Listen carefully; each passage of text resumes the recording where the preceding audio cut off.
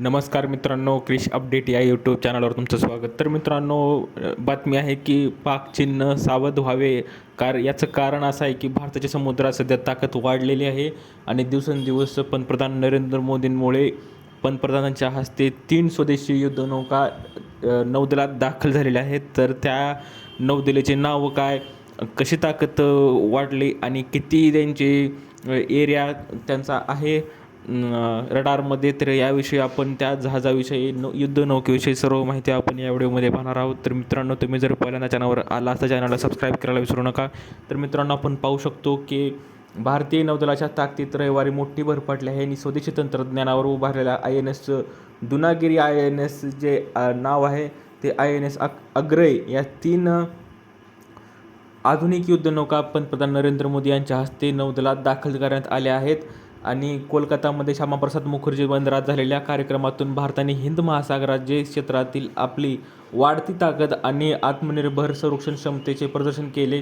75% अधिक स्वदेशी सामग्री या नौकांमध्ये वापरली असून 200हून अधिक भारतीय उद्योग आणि प्रकल्पाशी जोडले गेले आहेत. तर मित्रांनो, आपण पाहू शकतो की जे INS दुनागिरी जे आहे ती स्टेल्थ फ्रिगेट असून शत्रूच्या रडारला चकवा देत युद्ध कारवाया करू शकते. व्यापारी आणि लष्करी जहाजांना सुरक्षित मार्ग देण्याची क्षमता तिच्यात आहे.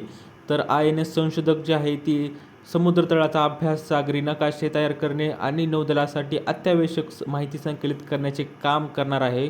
आणि जे INS अग्रय जे आहे ती पाणबुडीविरोधी युद्धनौका आहे आणि शत्रूच्या पाणबुड्यांचा शोध घेऊन त्यावर कारवाई करणे व समुद्रात सागरी स्फोटकांची जाळी उभी करण्याची क्षमता ह्या INS अग्रय या युद्धनौकेत आहे. तर 40 युद्धनौका दाखल आहेत आणि अजून 45 युद्धनौका बांधकामाधीन आहेत. तर मोदी यांनी सांगितले की गेल्या काही वर्षात 40हून अधिक युद्धनौका आणि पाणबुड्या नौदलात दाखल झाल्या आहेत आणि आणखी 45 मोठे नौदल प्रकल्प सध्या उभारले जात आहेत. ही केवळ आकडेवारी नाही, तर भारताच्या औद्योगिक आणि शक्तीचा भविष्यातील सामर्थ्याचा पुरावा आहे, असे ते म्हणाले.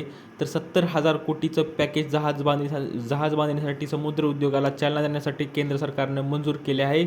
आणि त्यामुळे भारताचे पंतप्रधान नरेंद्र मोदी यांचं म्हणणं आहे की ज्या देशाकडे मजबूत समुद्री ताकद असते त्याच्याकडे आर्थिक आणि सामरिक प्रभाव असतो.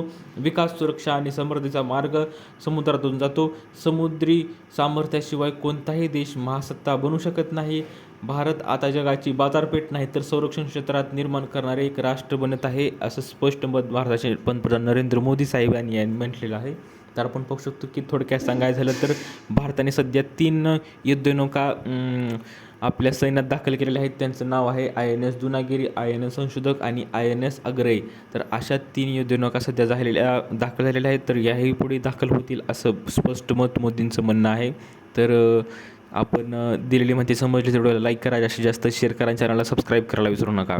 तर भेटूया पुढच्या व्हिडिओमध्ये. तोपर्यंत धन्यवाद.